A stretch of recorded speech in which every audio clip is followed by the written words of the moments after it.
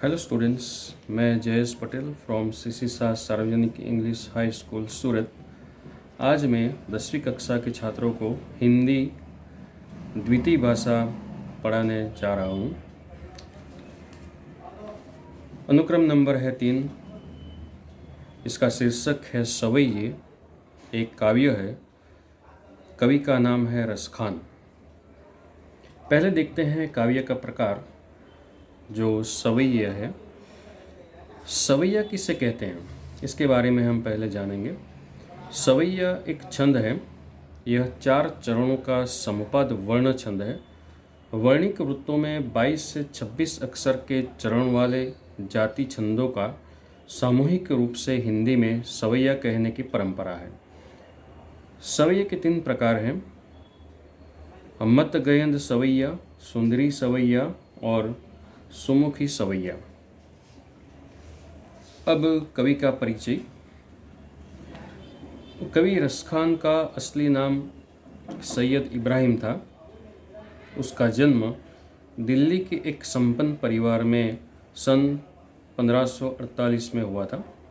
उनका निधन सन 1628 में हुआ था। उन्होंने गोस्वामी विट्ठलनाथ जी से शिक्षा ग्रहण की थी और ब्रज में रहने लगे थे। वहीं पर रहकर उन्होंने कृष्ण भक्ति के पद लिखे। एक मुसलमान कवि होने के बावजूद उनकी अनन्य कृष्ण भक्ति सराहनीय है। उनकी कविता में कृष्ण की रूप माधुरी, ब्रज महिमा और राधा कृष्ण की प्रेम लीलाओं का वर्णन हुआ है। उनकी भक्ति में प्रेम, श्रृंगार और सौंदर्य की त्रिवेणी बहती है। उनके काव्यों में ब्रज भाषा का जैसा सरल, तरल, सरस, स्वच्छ और सजीव प्रयोग मिलता है वैसा बहुत कम कवियों में प्राप्त होता है। रसखान जैसे भक्त कवियों को लक्ष्य करके ही भारतेंदु हरिश्चंद्र ने कहा था, इन मुसलमान हरिजनन पर कोटिक हिंदू वारिये। कवि की प्रसिद्ध रचनाएं हैं सुजान रसखान, प्रेम वाटिका और रसखान रचनावली। अब देखते हैं ये काव्य का सार। यहाँ रसखान के 4 सवैये लिए गए हैं। इनके सवैयों में कृष्ण ही नहीं, कृष्ण भूमि के प्रति अनन्य अनुरक्ति एवं समर्पण की भावना सजी हुई है। इनमें श्री कृष्ण की विविध लीलाओं का मनोहर वर्णन हुआ है। इस काव्य में रसखान कृष्ण की लीला भूमि और कृष्ण से जुड़ी हर छोटी बड़ी वस्तु के समीप रहने की कामना यानी कि इच्छा करते हैं। श्री कृष्ण के संपर्क में रहने के लिए वे अपना सर्वस्व त्यागने के लिए तत्पर हैं। वे ब्रज में श्री कृष्ण की विभिन्न लीलाओं के जादू से अभिभूत हुए हैं और कृष्ण के प्रति गोपियों के निश्चल एवं पवित्र प्रेम का भाव भरा वर्णन करते हैं। अब देखते हैं एक के बाद एक सवैया और उसकी समझौती। पहला सवैया, पहली लाइन। मानुस हो तो वही रसखान, बसों मिली गोकुल गांव के ग्वारन। जो पशु हो तो कहा बस मेरो, चरो नित नंद की घेनो मंजारन। पाहन हो तो वही गिरी को, जो दरियो कर छत्र पुरंदर कारण। जो खग हो तो बसेरो करों, मिली कालिंदी कुल कदम की डारन।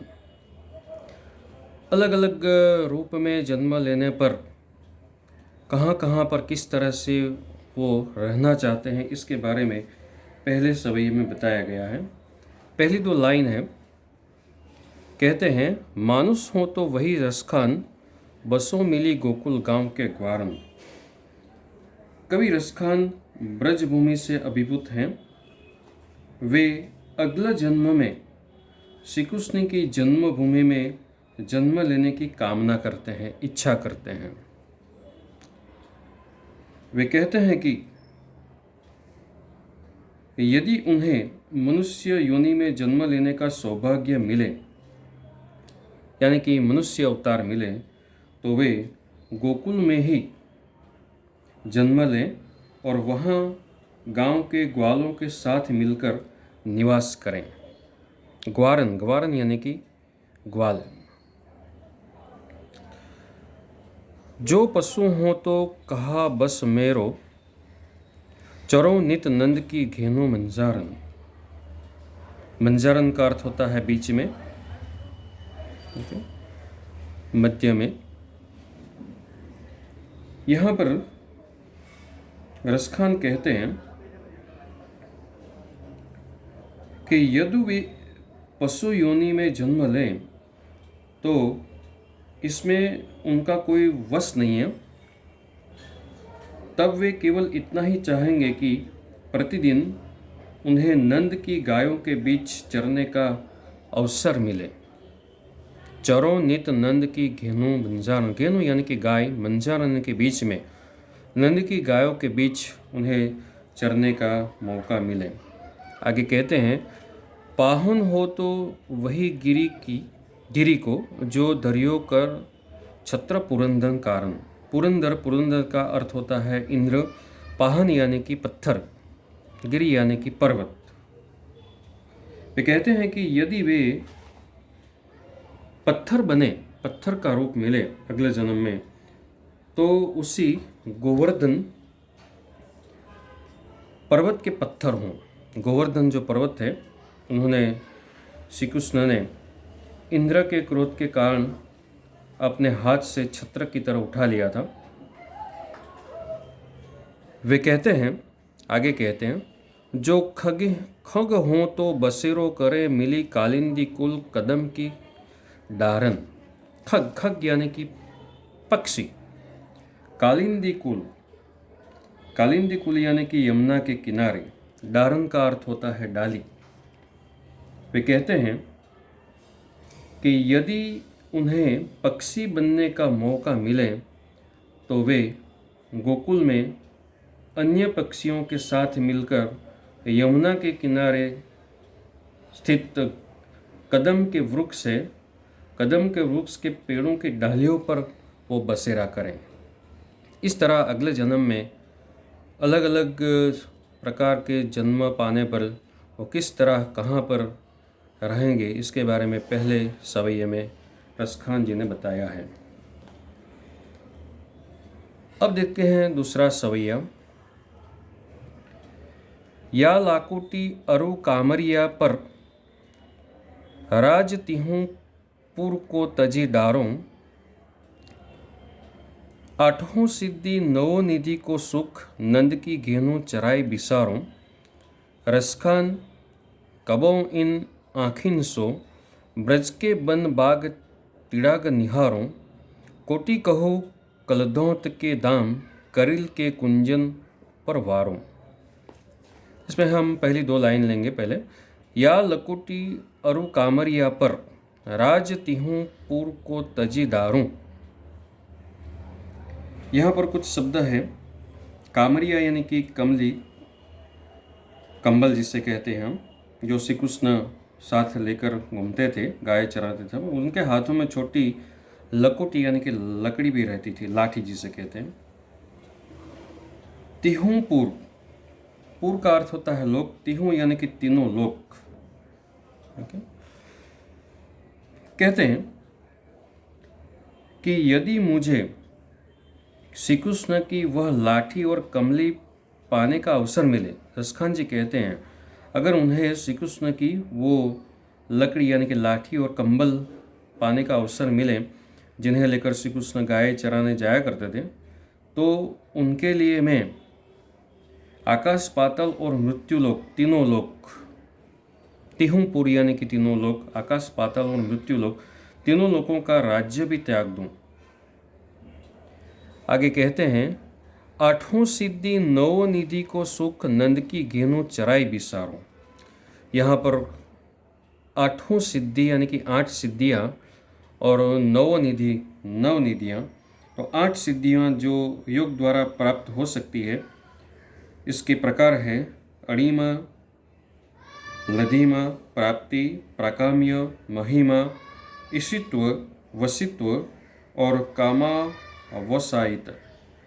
निधियाँ, निधियाँ ने 9 निधियाँ जो कुबेर का एक खजाना होता है इसकी निधियाँ कहते हैं।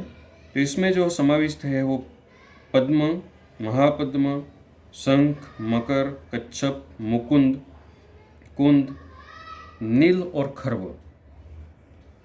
रसखान कहते हैं कि यदि मुझे नंद की गायों को वन में ले जाकर चराने का सौभाग्य मिले, देखिए नंद की गायों को वन में ले जाकर चराने का सौभाग्य मिले, तो उसके बदले में मैं अमूल्य 8 सिद्धियाँ और उन 9 निधियों से प्राप्त होने वाली सुख को भी मैं बिसार दूंगा। बिसारूँ यानी कि भुला दूंगा। ये सुख भी मुझे उसके सामने तुच्छ लगता है। आगे कहते हैं रसखान कबों इन आँखिन सो ब्रज के बन बाग तड़ाग निहारों। आगे रसखान कहते हैं आँखें यानी कि आँख,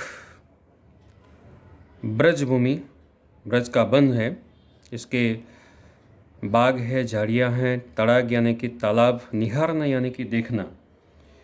कवि कहते हैं कि यदि मुझे कभी अपनी आँखों से ब्रज भूमि के वन, वहाँ के बाग बगीचे और सरोवर, तालाब को देखने का अवसर मिले तो वे क्या करना चाहते हैं।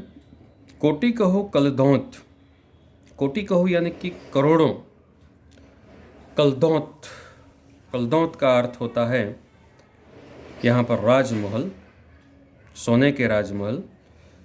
कलदौत के धाम करिल के कुंजन ऊपर वार। करिल यानी कि कंटीली झाड़ियाँ होती हैं, इसकी बात करते हैं। कवि कहते हैं